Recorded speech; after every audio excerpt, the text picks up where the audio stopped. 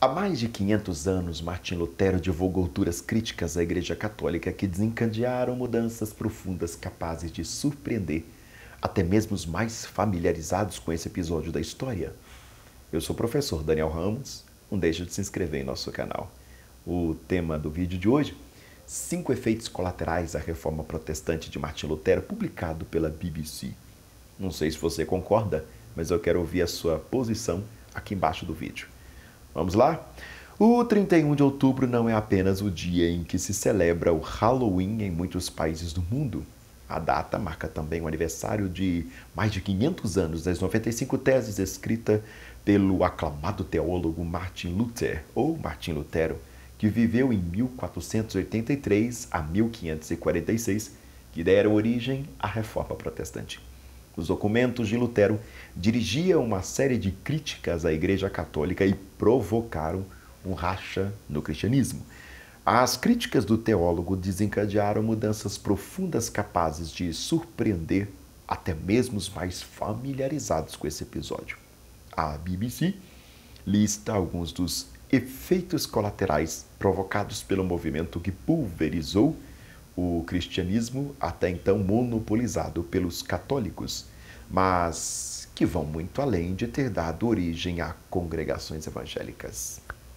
Qual é o deles? O primeiro, porta aberta para mulheres e gays. Isso mesmo, Martim Lutero condenou o celibato dos padres ao se casar com a ex-freira Catherine von Bora em 1525. A união dos dois estabeleceu as bases de uma reforma dentro da Reforma Protestante. Denominações como os metodistas, por exemplo, passaram a aceitar pastoras há mais de 200 anos. Mais recentemente, apesar de um enorme protesto das alas mais conservadoras, a Igreja Episcopal dos Estados Unidos começou a ordenar sacerdotes LGBT. Inspiração para o movimento dos direitos civis nos Estados Unidos. Em 1934, o pastor americano Martin King visitou a Alemanha para participar do 5º Congresso da Aliança Batista Mundial em Berlim.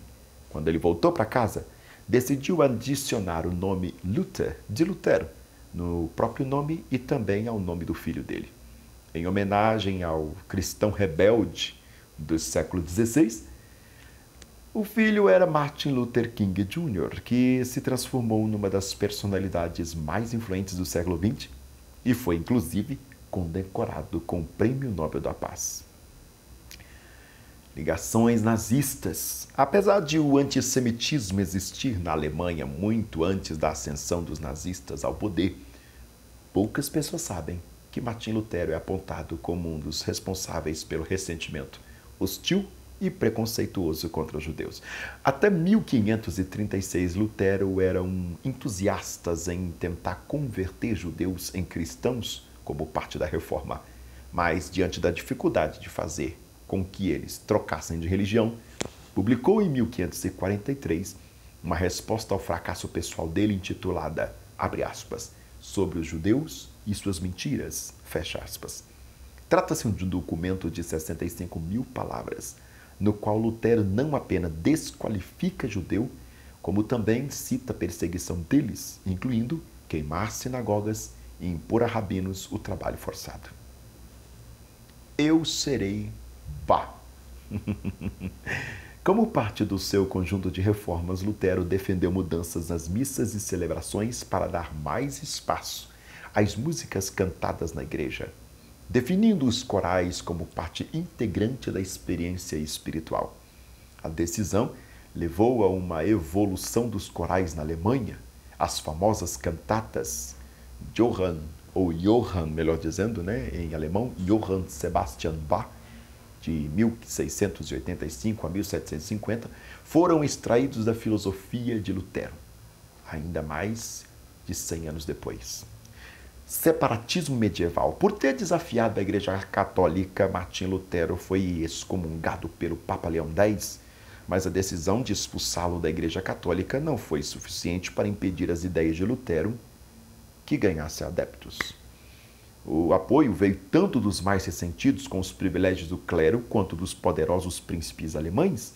A monarquia alemã estava ansiosa para desafiar a hegemonia de Carlos V imperador do Sacro Império Romano Germânico, um complexo multiétnico de territórios da Europa Central.